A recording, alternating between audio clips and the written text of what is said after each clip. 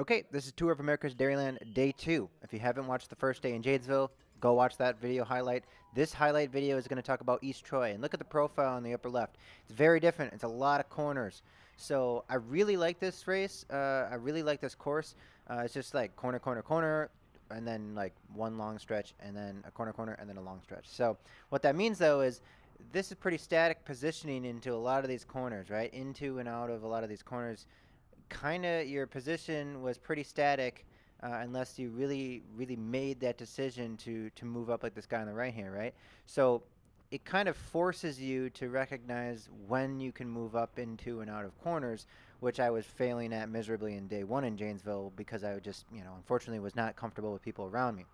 Now then you got this long stretch, and in this first lap, I move up some positions here, but later laps, nobody's really taking it as easy as they are here. Everyone's blasting this, and so it's kind of difficult to make up positions here on this long stretch in future situations. But what that does mean is that you need to be on these wheels into this long stretch, because if you're not in the draft of someone right away, you're going to get gapped off, and that's going to be problematic. So again, you can't be tail gunning in this race. And also, you got to be really careful about this last corner, because you can fly off the rails here like you did here, where if you're not in good positioning, you're not ahead of people, your bars are not ahead, you're going to get pushed out wide and then crash like that guy does. So, and here's the second long stretch. Again, if you're out in the wind by yourself, this is going to become problematic. So you can see here, after that long stretch, I do try to recognize that I can move up positions here and there into these corners. Now, this is just the initial glances of me figuring this out, right? So this isn't perfect yet, but throughout the series, this gets a lot better. And I think today in this East Troy race was one of the first few I recognized, hey, you can move up into and out of corners. Now, unfortunately, in this race, it is pretty static. Now you can see here, I'm actually pedaling around the outside, continuing to pedal and move up around people in this corner. But the general idea is it's fairly static, but you can move up. And so that was kind of what I learned here.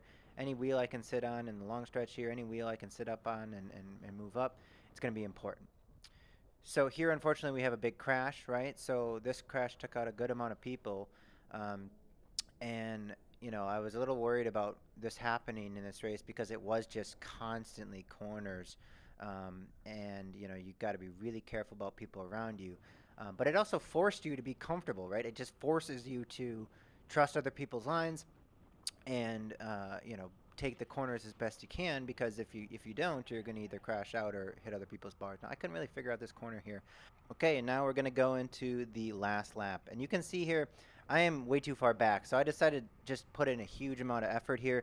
I think this whole thing was like 6 or 7 or 800 watts for 20 seconds here, and I just wanted to get closer to the front, but then I find myself with a lot of speed here, so I said, well, I'm not going to hit my brakes, obviously, and I don't really need to ease up. I'm just going to send it. So I kind of, this torchy guy was probably his turn to pull off anyways, but I caught them at the right time, and I had a lot of speed. So I decided this, I'm just going to send it, full send it. And, if you look in the bottom left-hand quarter, I do have a gap. I'm not really necessarily letting this guy sit in my draft.